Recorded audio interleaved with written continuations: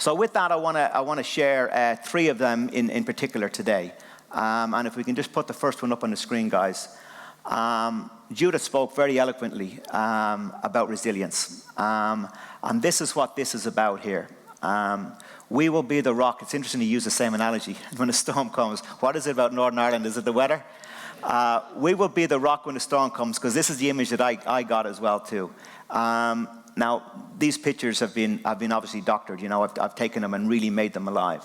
Another example of resilience. I got this idea. This is when it really, really came alive for me, and when it really became a poignant one was in 2012, which is Ryder Cup before I was captain. The American team were playing at home. They were playing in Chicago. They had 60,000 people, incredibly energized about how well the team were playing. America were in a very strong position. They were beating us. We were a boxer. We were on the floor. We were done. Our team was beaten. We were fighting behind the scenes. Nobody was happy. We were pretty much done. But they made a fatal error. They made a huge fatal error. Because they were 4 points ahead going into the last day in the Ryder Cup, pretty much thought that they had it done. They took their eye off the ball. And the order they put the team out on the Sunday, because there's 12 matches, so you have 12 in each team, so they get paired one against the other. So this captain puts in 1 to 12, this captain puts in 12, and then just paired up 1 to 12. And the mistake he made was, Tiger Woods was the best player in the world at the time on the American team. They had a 4-point lead. They had us on the floor. They had us by the throat. All they got to do was squeeze. We were done. It was over. But they didn't. They put Tiger Woods out number 12 instead of number 1. So, which was a message to us. Basically, their captain was saying, well, I think we're going to win. We're playing at home. We've got all of these things going right. But I'm going to put my best player down here in case everybody else screws up. For me, that was a sign of weakness, not a sign of strength. So America went out. And what happened was we targeted the first 4 or 5 games. We put our best players out in the first 4 or 5 games. We created momentum. And what happened is we created momentum. So by the time matches came down, the guys like Tiger Woods down the bottom, the avalanche of, oh my God, this shouldn't have happened. This should have been done. We should have won by now. I wasn't expecting this. Now the pressure becomes insurmountable. Even for somebody like Tiger Woods, probably the greatest pressure player we've ever seen in the game. The message is obviously resilience, but the lesson to learn from it is preparation. They weren't prepared for an onslaught from us. They weren't prepared that we were a team that were going to have one last kick at it.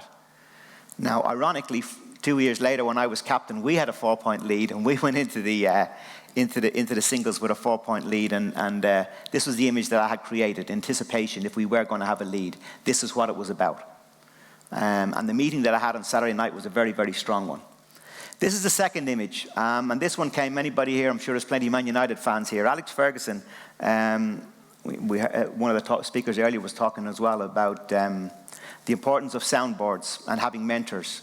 And Alex Ferguson was certainly a person that I got to know a little bit a number of years ago. And over the 2 years I was captain, I spent a bit of time in his company. And asking him different challenges about leading teams. And he came on the Tuesday night to speak to the team. And he left us with one big idea. And he talked about Canadian geese who fly 3,000 miles across the Atlantic. And like cyclists, when they're going into a headwind, you want to get behind the guy in the front because he's the one going into the headwind, which is obviously the lead geese there. His idea is that's not the captain. That's not the manager. A manager, a captain, it's all about sharing responsibility. And he talked about as somebody gets tired, somebody else comes to the fore. As they get tired, somebody else is going to come to the fore. Or if some element of business is happening, somebody else has to stand to the fore. It could be the marketing department. It could be the data department. Everybody's going to take different times to be leading. So it's not just about having one leader. Of course, it's got to be coordinated, but it's not just about having the one leader. So this became a kind of a mantra for us in the team room during the week about sharing responsibility. About different people coming to the fore. It wasn't just about our best players, or certainly me as captain being the one guy out the front. Let's lead from the front like the old days in Cowboys and Indians. So the ironic thing about it was when we finished on the Sunday, we had won. And this photograph here was actually a genuine photograph. We were getting our photograph taken having won the trophy. There was a wall of 200, 300 photographers in front of us taking this image. And just as they did it, one of the guys, which you can't really see him there, Stephen Gallagher from Scotland, said, look, and right over behind, over the corner of where the photographers were, right over the clubhouse, there were these geese flying in perfect formation over the clubhouse. So I got that image of everybody. That's a genuine picture. Everybody startled by the geese flying over. I took that image and we photoshopped it and we put all of that stuff in. I put all the names on the players around it, and I got a huge image done and got it framed and presented each of the players as a kind of a summary of all that we achieved. The third and last quote I'm going to talk about is a quote, the third image, if we can play this one. And excuse the fact that it's men there, but obviously Ryder Cup is a men's team. But it's a very, very important element, and it's amazing the many companies that I speak to, this really resonates. The best teamwork, and I'm going to change the word here, the best teamwork comes from people who are working independently towards one goal in unison. There's a lot talked about team, and I'm certainly identified with team, and I'm introduced as being involved in 14 teams, winning 13 times, and my record as a player was very good on an individual level, but it was really, really good as a team player, and I'm always related as team. And I'm a little bit counterintuitive. I'm a little bit reluctant to keep going on about the team, because it's the individual within the team and how well he does his job that makes a good team. I played in 3 Ryder Cup teams. It's 12 players in the team. I was always 6 to number 12. I was never one of the star players. So I always felt I was, a guy who played 3 matches out of 5. The big players, the star players, played 5 out of 5. But I had a very, very, very important role to play. And all I had to do was have real focus on what my role was going to be in that team, which was the 3 matches, who my partners would be. And in order to prepare for that, my first captain was Sam Torrance from Scotland in 2002. And what he did to prepare me for it was give me unbelievable clarity well in advance of that Ryder Cup. Exactly what my role is. Never worry about him, don't worry about him, don't worry about him. Your role is this. You're going to contribute to our success if you just focus on this one element that you have to drive forward.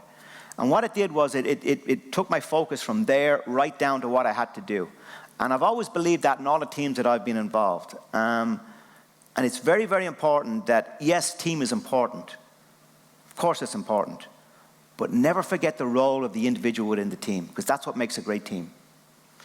And they're my experiences of it.